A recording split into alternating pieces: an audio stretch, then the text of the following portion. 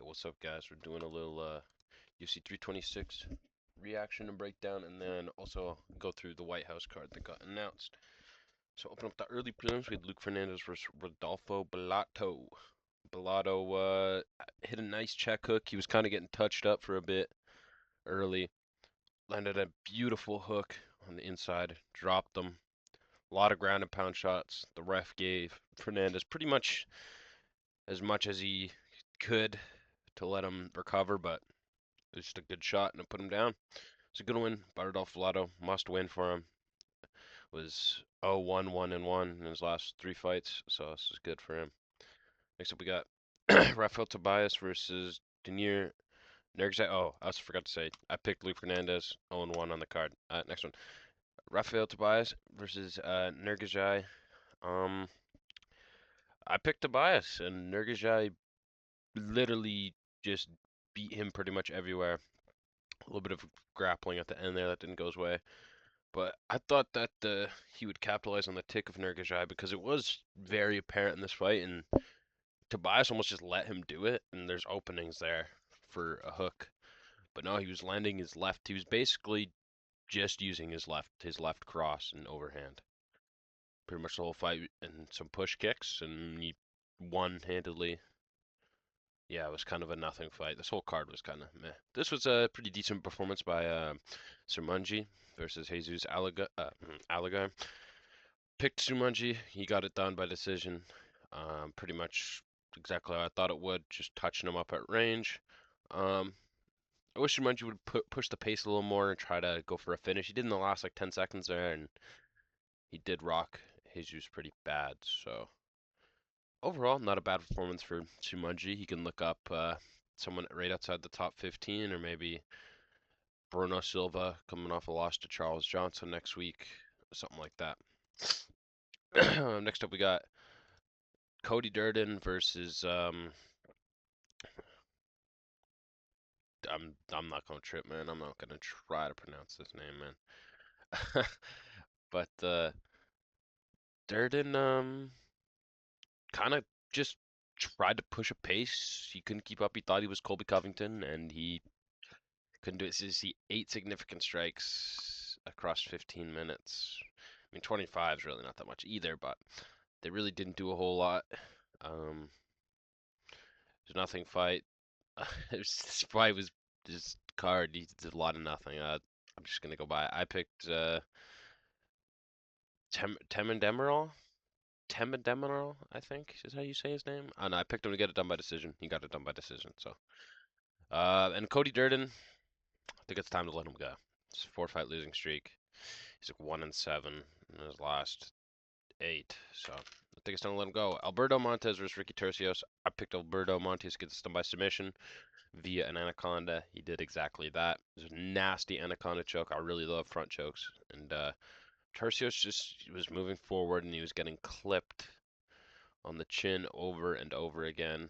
And Tercios just wrapped up a front headlock there and put him away early round 2. Montes is pretty good. I think he has some decent potential here at featherweight. Should fight maybe like a Julian Erosa next or something like that.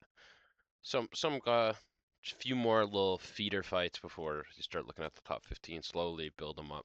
Nothing super like Ricky Tercios is nothing crazy. But it was a good one. Cody Brundage versus Dante Johnson. This fight sucks. Dante Johnson is not good. I picked Dante Johnson to get this one done. I thought it'd be by TKO. But this was a very winnable fight for Cody Brundage. If he threw more jabs and 1-1-2s in that 3rd round, he would have easily won this fight. It was a split decision. Shouldn't have been a split decision. It was clearly 2-1 to Dante Johnson. But Dante Johnson's striking is not good. His grappling's not good. He's just athletic. That's all I have to say. It makes the sport look really bad. This guy who is 8-0 and he has no semblance of striking skill on the feet. His chin's up in the air to be clipped. His takedown defense isn't good. He pretty much has nothing off his back. He really doesn't have much. I think he'll lose his next fight pretty much no matter who it is, unless he makes leaps and bounds. I don't think he should fight for a while. I think he should take his time to try to work on everything. Cody Garbrandt versus Long Zhao. Cody didn't win this fight.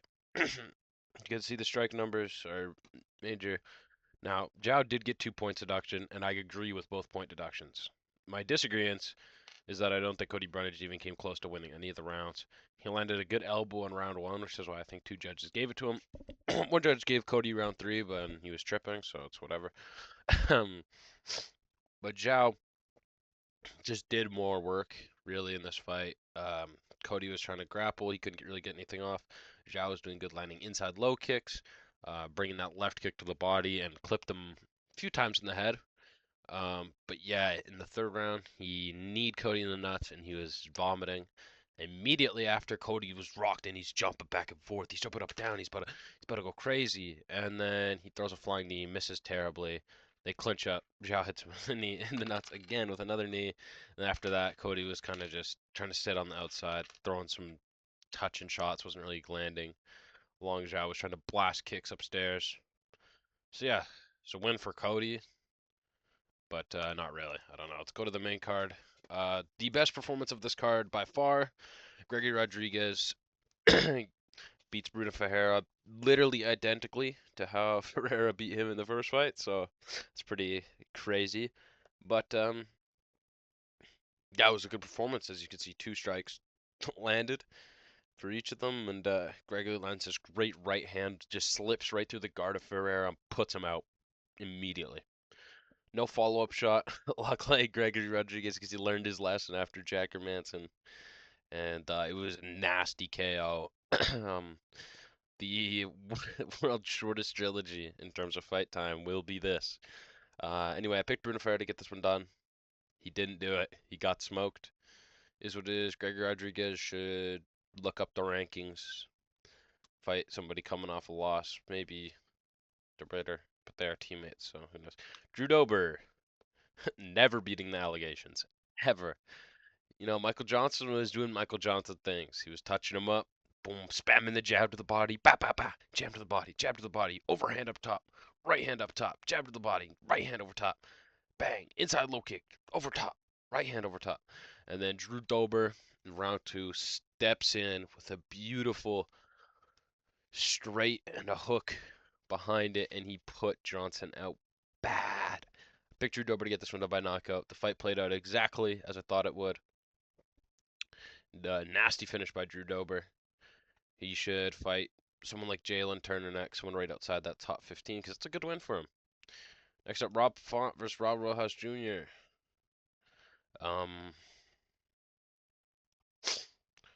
Up next, Kyle Bahio versus Renier de Ritter. I was back and forth on this fight. I ended up switching my pick to de Ritter. And this fight was clearly to Bahio. I've seen people saying RDR was robbed. He wasn't. But this was 2-1. RDR for sure won the second round. Kyle looked okay. He started to get tagged up a bit in that third round. Towards the end, he seemed to slow down a bit. Both of them did. But de Ritter was starting to land the jab a bit in that third round, which was pretty weird. So I still don't think Kyle's a top contender. I just think RDR is even worse than I thought he was. So, no, it is what it is. But it was an okay performance by Kyle. I don't know if he should fight up again. I think maybe he should look for maybe Fluffy, both coming off Fluffy coming off a loss, maybe, who might be ranked ahead of him actually now that I think about it. But it was an okay fight. Yeah, Kyle swept the scorecards on here. Speaking of sweeping the scorecards, going to the main event, I picked Charles Oliveira to get it done, and he did exactly that. He annihilated Max Holloway in every single aspect of the fight. Rocked him on the feet a handful of times. He clipped him early in the first exchange, and Max kind of seemed a little shocked, and Charles grabbed a clinch and just picked him up and dumped him on the ground. And then controlled him for the rest of that round. Round 2, similar thing on the feet. Also, to say Max Charles was landing good low kicks in this fight, which I knew would be there, but I didn't think Max would be able to survive with Charles on the ground for this long. I thought Charles would submit him in the first round, but I was very worried that if this fight goes long, that Max would be able to find success on the feet as Charles slows down because he doesn't have the greatest gas tank. But he didn't really make Oliveira work. He was just content trying to not get submitted, which is understandable, but yeah, and then So pretty much whole fight, Charles chaining together submissions, and the first 2 rounds of this fight were pretty good. 3, 4, and most of 5 were pretty dull. Max got top position in 5, landed a few glancing shots at the top of Charles's head. Charles reversed him. Max finally got back to his feet for the first time, and then he starts talking to Charles. Hey, let's meet in the center. Let's meet in the center. Be a BMF. Be a BMF. And they met in the center. Oliveria cracked Holloway. Holloway cracked him back, and that was the end of the fight. So yeah, Charles sweeps the scorecards, wins all 5 rounds, destroys Holloway on the ground. This is a really bad look for Holloway, and it's just his resume overall that the first real grappler he's fought, he got destroyed. I understand Charles is probably one of the best grapplers in this division in the sport entirely, based on accolades, but yeah, completely dominant win for Oliveira, and yeah, Max Holloway should look for Benoit Saint Denis, maybe Hoofy, um, after his next fight, which we'll get to right now. Charles should fight Arman in a rematch, I think. Put on an international fight week, 5-round co-main event. I think that fight, whatever it is, should be 5 rounds, him and Arman. I think that's a good fight. So, overall picks on the card: 1, 1-1, 1-2, 2-2, 2-3, 2-4, 3-4, 4-4, 5-4, 6-4, 6-5, 6-6. So 6-6 in the card, not pretty bad, pretty bad. Hopefully next weekend's a little better. I'll do is try to get some picks out for that this week. But up to the White House card. Let me send to that. We have. Honestly, I know a lot of people are hating on this card. It's only because of how much it was hyped up. I think if Dana didn't say this was 6 title fights on this card, I think this would be a lot better perceived because this is a really good card. If this actually had like a proper undercard and it wasn't just these 6 fights, like if we take Bo Nickel and put this as like a featured prelim, and these are the 5 fights, people would say this is a stacked card. Like it is a very good card. The spectacle of the card will be good. Even as a non-American, I think it'll be pretty cool.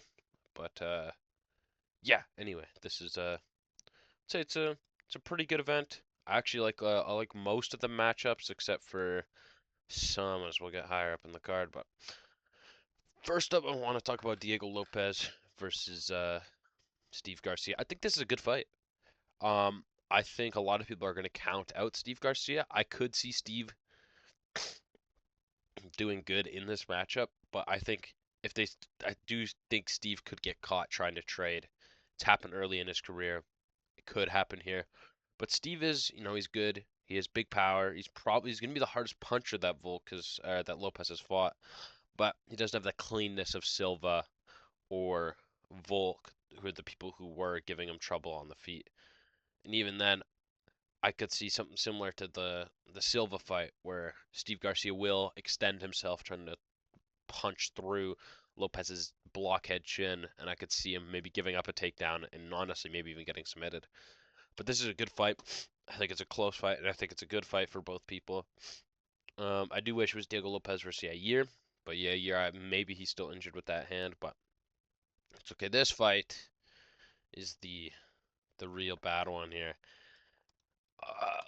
I'm not opposed to having Bo Nickel on this card, even if it's only 6 fights.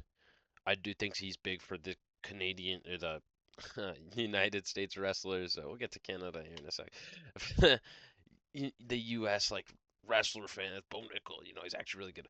But against Kyle Dawkins, I was thinking Bo Nickel. I knew he was going to be on this card, but I was thinking maybe give him a ranked matchup.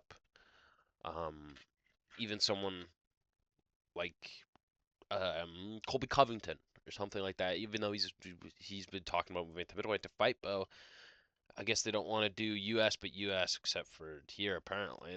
That was the only thing I would see. But Kyle Dawkins is also American. I guess he's not the All-American. It's not 2 All-American Trump's favorite fighters fighting each other. But I was thinking maybe like a Jared Cannonier or like if we look at the middle, someone ranked or something like that, or even like Marvin Vittori or something, someone with a little more name value than Kyle Dawkins. I was hoping, yeah, someone in the top 15. I think Cannonier would be good. I think they're maybe just worried about him losing, even though Jared's United States fighter as well. He's not this rep in the U.S. Oh yeah, super big on that. So I don't know. I think it's weird matchmaking. Um, yeah, whatever. I just think this is disgusting. This is disgusting that this fight here. They took Kyle Dawkins off fighting Vicente Luque for this, so it's a bit weird. Next up, Hoofy versus Chandler. Weird matchmaking. I think Hoofy's going to run through Chandler with basically ease. I don't see what Michael Chandler can do. Maybe he'll do what he did to Patty and just like grab a body lock and throw him up and down over and over, but I think he's going to get caught with like a knee or a cross up the middle, and he's going to get highlight reeled. And we're going to see this, McGregor. What's the question? Chandler versus Connor? Yeah, we got something close. It's pretty similar. We got better than current Connor fighter, who is super nasty, and I think is a top 3 striker in this division currently. And he's fighting Michael Chandler, who's one-dimensional. He's old. He's 37, 38. It's a big highlight, but it's not for the U.S. fighter. So, but anyway, actually, I don't hate this matchup. I would have rather seen Hoofy fighting up, especially after his last win against someone like Paddy Pimblett a little bit later in the year. But I guess if he wants to stay active, Michael Chandler, a lot of the other top fighters are booked or just fought. So I can see why this happened. Next up, O'Malley versus Sahabi. Like, I don't even want to pretend like this is going to be competitive. I don't know if O'Malley's going to finish him, but he's going to just ping his head around. But maybe.